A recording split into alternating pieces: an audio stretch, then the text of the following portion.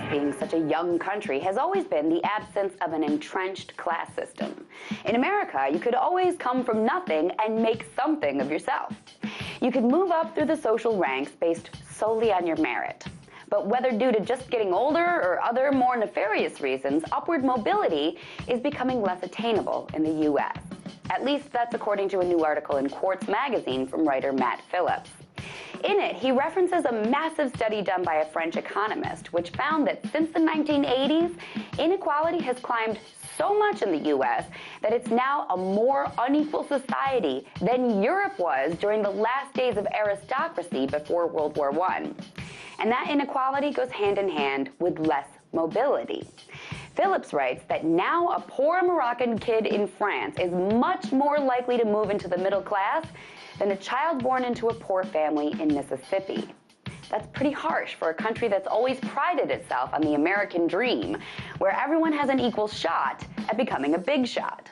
And it did used to be that way here, at least according to other historians and economists that Phillips cites in his article. Studies show that Americans had an easier time of rising above the station they were born into than the Brits did in the 19th and 20th centuries. But since the 1950s, American society has become increasingly segregated by socioeconomic status. The middle class has been shrinking since the 70s, and we've been sliding more and more into an oligarchy territory since the 1980s. Phillips writes that many people blame this change on our education system.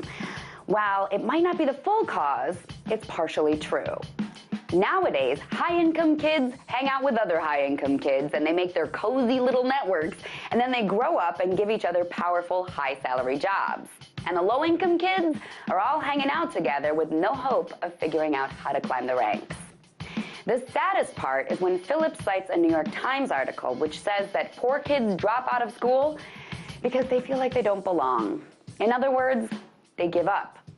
Maybe this is just what inevitably happens when a society gets older and grows up a little. Who knows? Either way, it's a sorry state of affairs. Because if the lower classes give up on mobility, then we're all really doomed.